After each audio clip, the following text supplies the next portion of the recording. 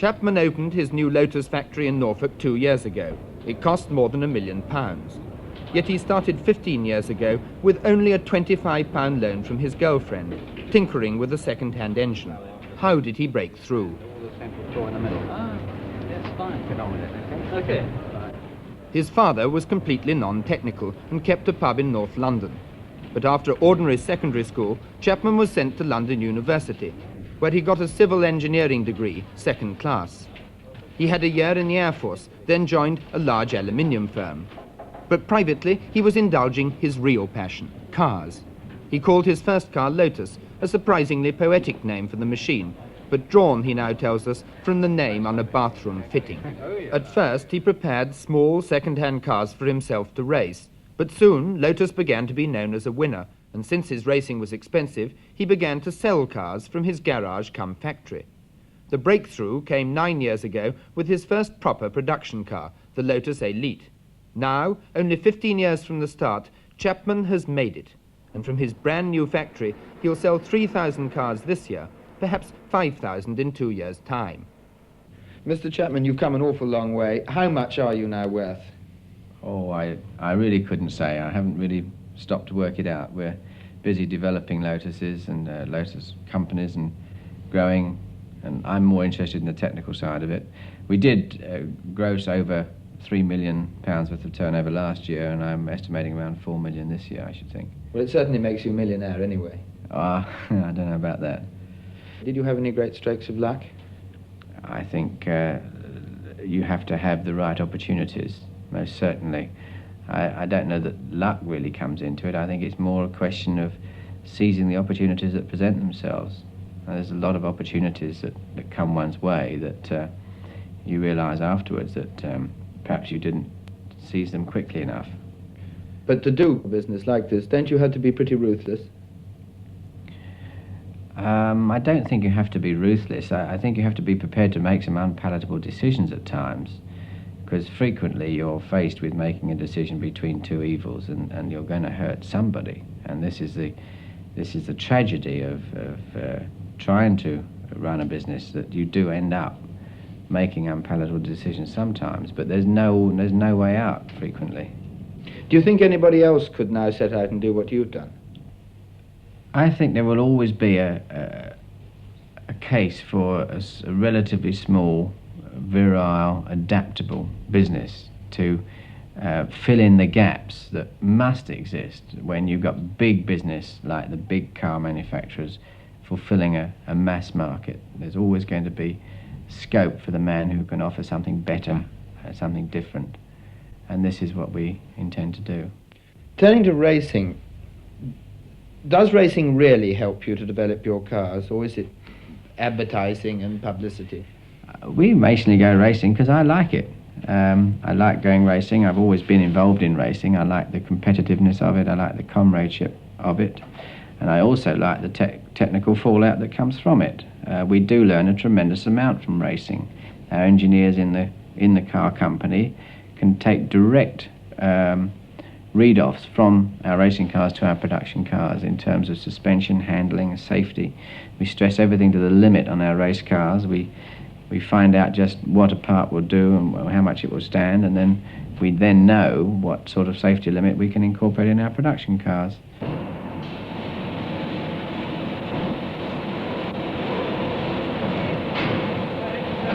Making cars is usually a business for giant organizations. Making them in small numbers, cheaply enough to sell, is much more difficult.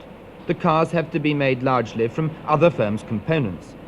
Indeed, Chapman uses parts from all over the industry, though he does now make his own bodies, from fiberglass, since metal would be far too expensive on this scale. But what counts, what justifies his brand name, is the design.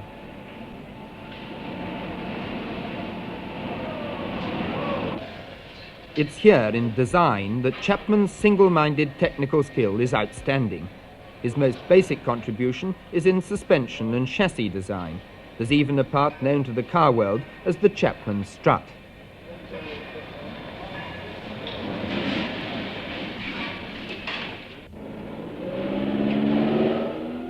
The move to Norfolk was a typical Chapman gamble. breaking away from London to a disused aerodrome in an agricultural area. There was space, above all room for a private test track. Typical also was how he found the site. He drew a circle on the map, 100 miles radius from London. Then he got into a plane and flew himself round until he found what he wanted. Production cars now produce the big money, but racing cars proper are still a business for Chapman. He sells more than 100 a year. His own racing operation is Team Lotus, for which Graham Hill is now the top driver. Hill began his racing with Chapman, working as a Lotus mechanic in return for cars to drive. What's Colin like? Is he a hard taskmaster to his drivers? Yes and no. I mean, he doesn't actually drive you. He doesn't, I mean, which wouldn't work anyway, I don't think, and I think he appreciates that. But the sort of standard he sets for himself and his own mechanics more or less sets the tone. And of course, you've got to come up to that anyway. And consequently, and through by example, you get the standard set, which of course is a very high one. What's his real contribution to motor racing? Original thinking, and which is very unusual. I mean, that's most things have been done before, and of course his design and his speed at getting things done, and of course his energy and drive and personality. You know, one can number quite a few things, but I think original thinking in motor racing, more or less setting the pace of design improvement and progress in motor racing. A racing car is, simply, something to get an engine round a circuit as quickly as possible, while keeping its wheels stuck to the track. The specifications are strict, but Chapman's talent has been to develop his cars to the limit of what is allowed. With the monocoque body, he was the first to sit the driver, in effect, in the middle of the petrol tank, thus saving space and weight. Now he's developing the wedge-shaped aerodynamic body.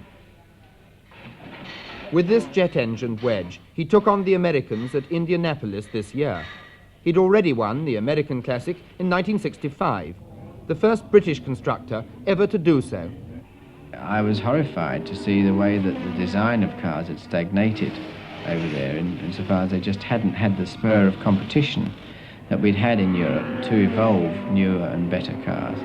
And really I felt that all we needed to do was to take a European-style car to the state which we'd already evolved our racing car in Europe and take it to America, and it would be successful. When we won the race, they all started to copy this style immediately, and in fact all American race cars now are based on the European style of race car.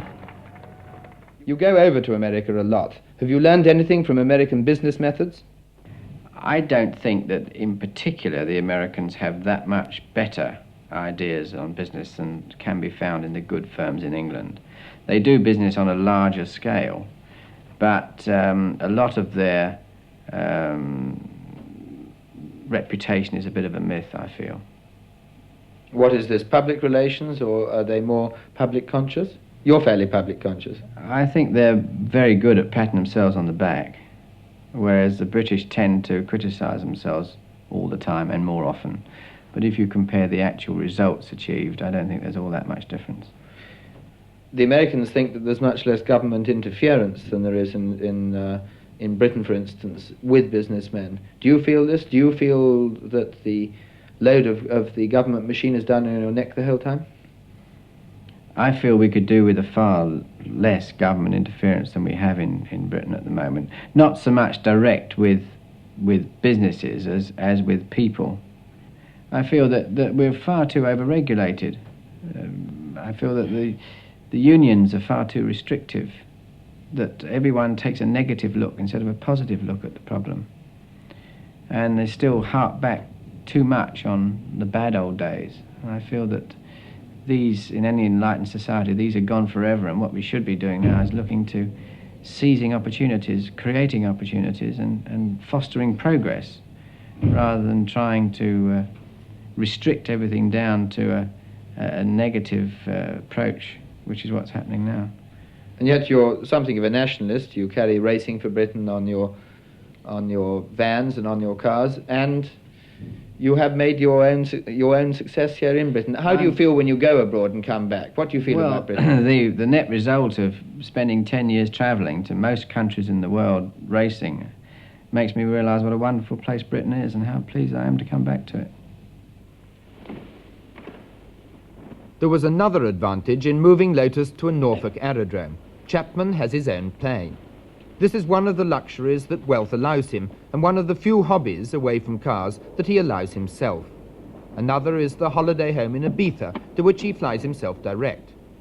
This delight in flying is again typical: a technical challenge, a skill, and a means of saving time.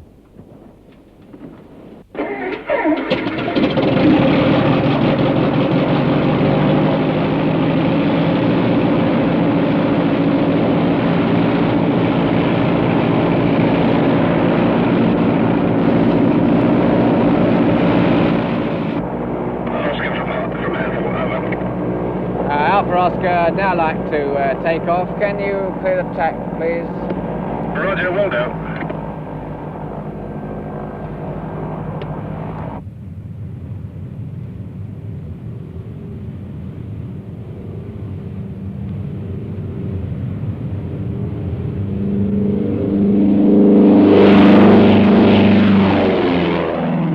Colin, this aeroplane, is it really just a rich man's toy, or is it essential to you? Oh, I think it's absolutely essential for the amount of travelling that I find necessary in connection with the business and racing. Being placed 100 miles from London as we are, it's handy to be able to get into London in a total of about an hour, which involves about half an hour's flying time. And of course it's easy to get to the continent. I can be in Amsterdam within 3/4 of an hour of leaving my office. And this is really necessary in order to cope with the amount of business that we do nowadays. Hey, there's our transporter leaving, look. See our red and white transporter?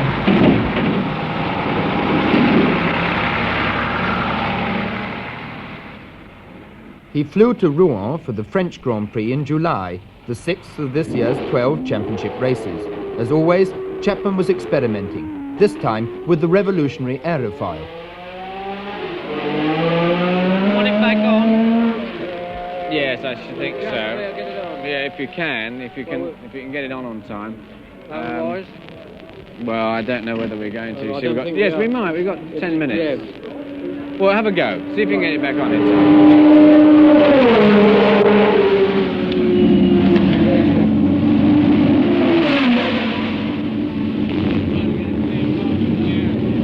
Well, you're about half a second slower than Rin and Stewart at the moment. Why don't you just do one run? Just do one run, see what it's like. Winning motor races is a matter of gaining mere seconds, and it's here that the new ideas count. A novel technique like the aerofoil, if successful, is quickly taken up by all competitors. But at the moment, it's still an experiment, which may produce its own problems. The aerofoil is designed to force the car down on the road to help it corner. But Chapman and Hill had had a run of transmission failures. Were these the result of new strains imposed by the inverted wing? But that's really it'll run like this. It'll run like it, except the engine seems to kind of stop when I change gear down the hairpin. Yeah. Well, maybe we could set the slow running up a bit to stop there. Yeah, it would run. Can we set the slow running up a sniff? How difficult is that? All right, now we'll do that in the paddock. Right, if you can get out again now. Is it all back on? Right, it's all back on again. Oh, wait a minute. Isn't it quick?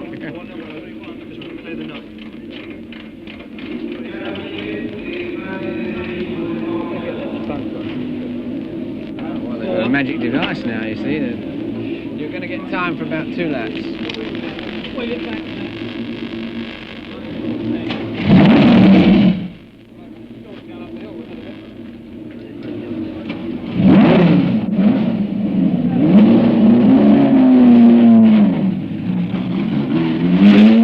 There's perpetual danger in all this speed and experiment. Everything is stressed to the limit, is run to the edge of safety. Hill's troubles were nothing to those of the other Lotus driver at Rouen. Jackie Oliver had a monumental crash in practice, and his car was completely torn to pieces. He had a miraculous escape. Better Can you bring Graham in? Give him the in signal. He came in and he's gone out again. No, well, let's have him in again. Oh, dearie me. Brandy, actually. Cool, you were white. You're better now. You were pretty white 10 minutes ago. I think you ought to sit down. Sit down in the chair. I was stand actually. Really? I saw that wall coming up. You want a drink?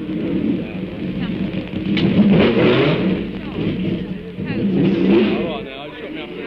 Sure, that's right. Well, what else could it be? You didn't hit anything, did you? You haven't actually hit anything all the time when it's spun. No, you didn't hit anything. All I've done was spun of the hairpin. All that slow lap. You see, the whole of the rear suspension is in fact hung on that gearbox. And if that breaks, well, that's it. But then they're all on the same basis. Hey, Bruce, look, I think I better tell you, the gearbox bell housing broke, and you know the whole of our rear suspension's hung on the gearbox, same as yours.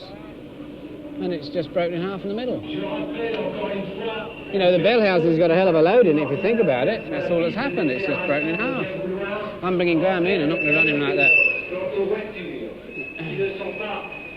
You better have a look and see if there's any cracks in your bell housing. Do you think we ought to have Graham in? Chapman's first theory about the accident in the heat of the moment was wrong. It was nothing to do with the gearbox. But now he, the designer, had £18,000 worth of junk metal to examine.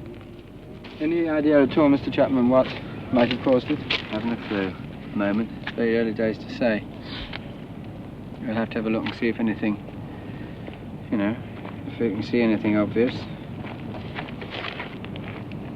It looks as if the body held together very well, the monocoque. Monocoque saved me. Yeah. Definitely. See, all these things are just straightforward tension. See that one? This thing is just pulled straight off, taking the head with it, look.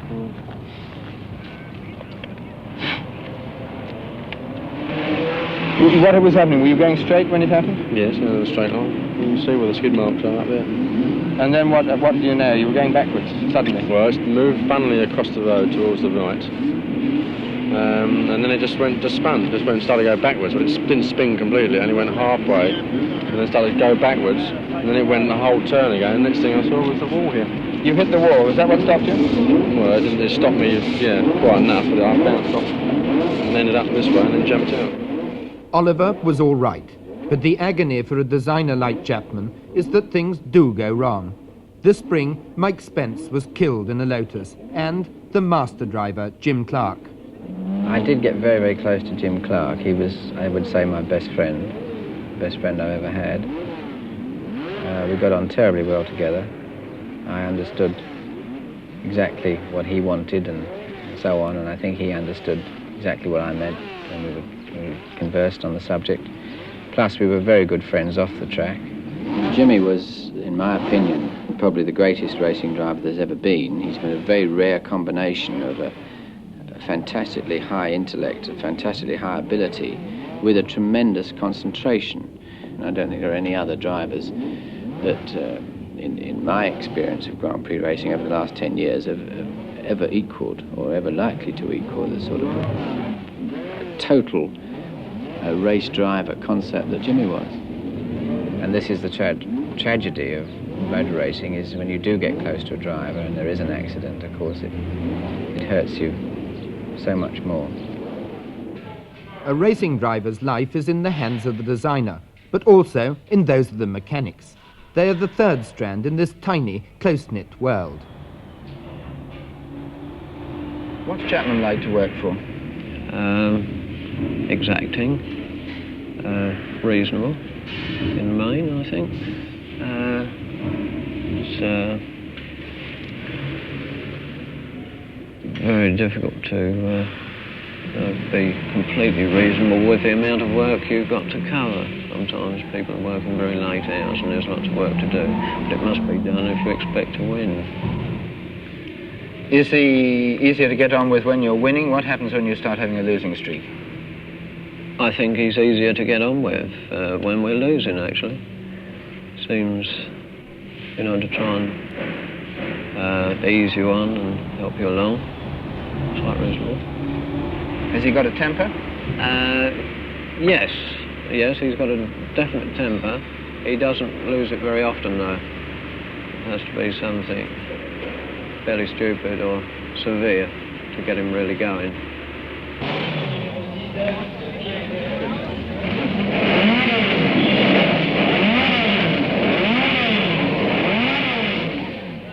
On the day of a Grand Prix, the private technical life of men like Chapman is invaded temporarily by the enthusiasts, by glamour. The atmosphere is international, sometimes zany. Honda's team had their Japanese lunch flown from Paris.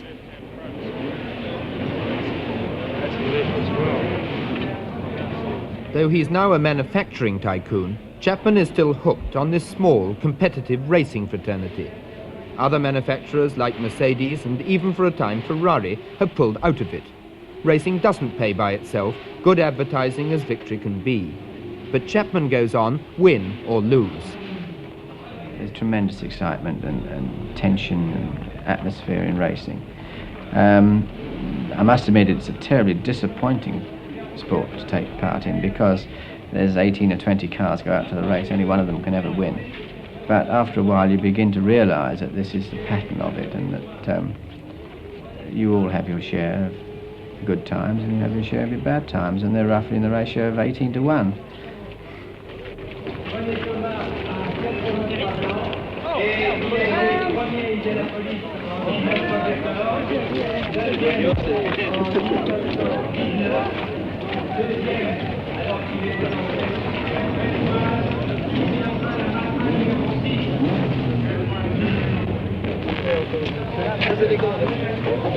Colin, how do you fancy the chances? It's starting to rain. Yes, well, it's one of these problem days where we're not quite sure whether it's going to rain or not. I don't think it'll come on heavy rain, and in light rain I think the tyres we're using are as good as any that we've got. Although I must admit that I feel a lot happier if we had a tyre that worked better in the wet. How do you feel personally at this moment? Are you highly nervous? I always get a little nervous, yes. I always hope it's all going to stay together. You know, there's so many things that can go wrong with a racing car that the unusual one really is the one that finishes rather than the one that doesn't.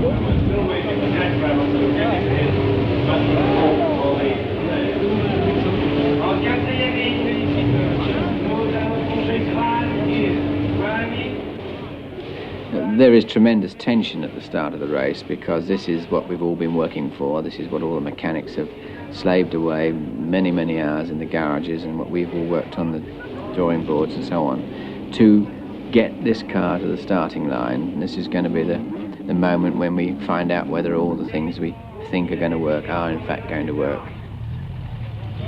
The drivers, of course, are quite tense because they realise that in a few moments they're going to be involved in a very high-speed procession down through that first corner, where every man has to be very, very careful to make sure that he doesn't touch another car and precipitate a multiple accident and so on. I'm sure Graham will do his best. Keep it going. It's the main thing.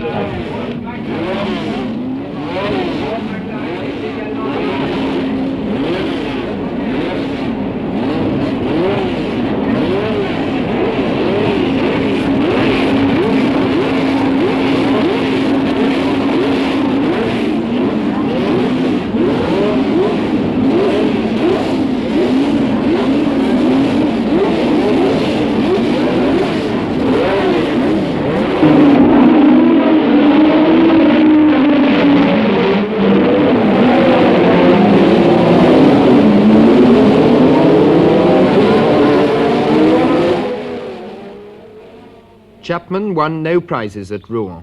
In fact, the race was something of a disaster and Hill broke down again. But even at home, Chapman doesn't get away from cars.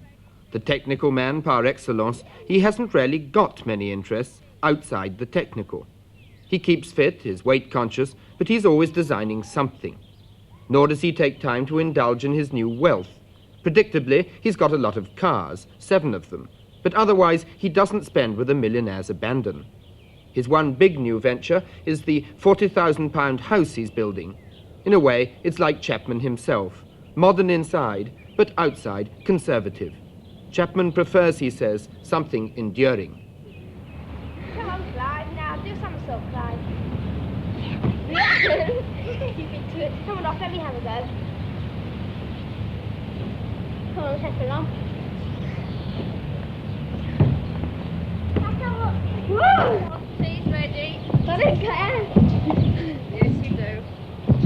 Yeah, I am a bit hungry. 1, 2, 3, change. In. No, Come on.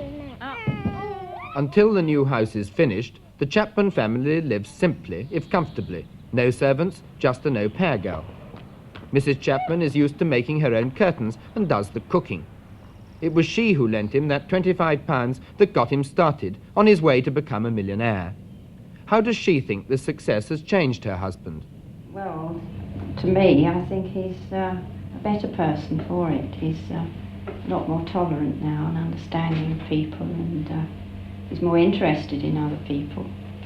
And I think it's, whether it's just he's getting older and people improve that way, I don't know. But I think he's better for it.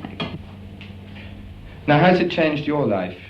You suddenly got building a great big house in the new house. Do you find that having come to a great deal of money, does this change your life a lot? No, I don't think we've changed at all, really. I think we've always had to work hard for what we've got, and I think that, in a way, has made us appreciate things a great deal more now. And I think, really, we enjoy quite simple things. Would you like him to let off the pressure and to relax, and you just to relax into a quieter life? Well, I wouldn't like him to relax too much, because I think it's better for a husband and wife to have times together and times apart. I find that's worked very well. And I don't really ever think Colin would ever retire or relax completely. He's got to have something to occupy him. He's that sort of a person. Now you've become a millionaire. What difference has it made to your life? You laugh every time I say you're a millionaire, but you well, are. no one's ever said it before, so I haven't really got used to the idea, even if that is true. It's still a shock to you to think of yourself as a millionaire? I think so, yes. No one's ever said that they thought I was a millionaire, and I don't really know that I am, actually. I'm to say I have very good company, but I don't, no one's valued it yet, so I don't really know just what it's worth. I forgot what your question was now. When you look coming up to the present and you were amused at the thought you were now a millionaire, it's been a very rapid change. What difference has that made to your life? Well, it hasn't made any difference, really, as I've said, because it hasn't really sunk in yet. All I really notice is that with the work I do, working during the week at the business and weekends racing, leaves me very little spare time. And this is the one facet of my current existence which rather disappoints me. I would like to spend more time at home and more time with my children. Have you ever had much time now? I wouldn't have thought you were a man who rested much. Oh no, I don't rest much even when I'm at home. I'm always doing something and chasing around or drawing or designing or doing something, but at least I'm at home, whereas I spend so much time away. This is rather disappointing. But you've now become a super tycoon or a tycoon. How do you look on the older established tycoons who you find around in English society? Do you think English society needs to be jazzed up a good deal? I think there should be more opportunities for people to show their true worth, and I don't think that it should just be going on their education or their social background. I think there is a tremendous amount of good in most people, and you can't classify people as to whether they're going to be successful or whether they're not. I do think that a university education is a great benefit to future life, not so much as what you learn as just the training for thinking and the training for reasoning and questioning everything that's gone before. The man I don't like is the expert who has pedantic views on what can be done and what can't be done, because in 9 cases out of 10 they're wrong. Do you see yourself relaxing more now you've made it? I say I haven't adjusted myself to this fact that I've made it, but I don't see there's any point in relaxing at the moment. We have a tremendous challenge ahead of us. We've got a lot of new ideas coming through the development shops at the moment, new cars, and I can't see any scope for relaxation for the next 4 or 5 years at least. Well, there is one change. There's your new house, which is going to be a magnificent place. This is a rather different way of living to what you lived before, isn't it? It's an objective. I always have to have an objective, and preferably some sort of hobby or something other than motoring and motor cars, because you can get terribly stale if you do nothing but motor cars. And flying has always been very interesting to me. I like flying. I fly my own aeroplane to most of the races and so on. I must say I've got a lot of fun out of designing and developing this house and the grounds that go with it, and I think it's a jolly good hobby, and I shall enjoy that for a few more years yet. You seem to be constantly giving yourself problems to solve. Are you a competitive man? How do you mean a competitive man? I always like to succeed at anything I try to do, and I always feel that, yes, I suppose I am. I always like to try to do anything better than I see it being done before.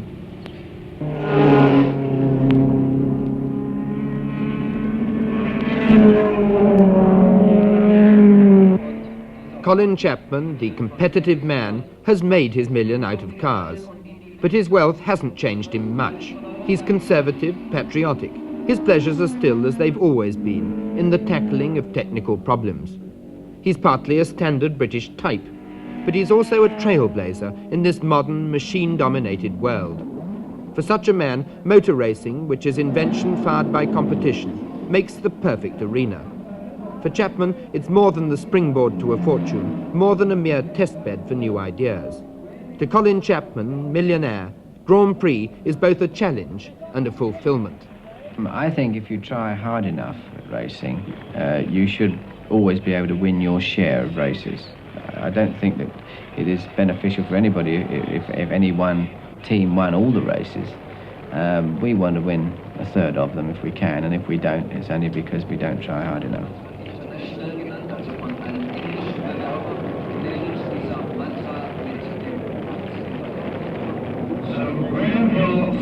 Graham Hill finished second, 200 or 300 yards ahead of Jochen Rindt in the end. So Graham Hill still leads the World Championship with 30 points, 4 points still in the lead, but this time it's Jackie Stewart, I make it, moves up into second place with 26 points, and Eakes, if he finishes fourth, where he has been, will be third with 23. Unofficially, I make it 26, Hill 30, Stewart 26, and Eakes should have 23.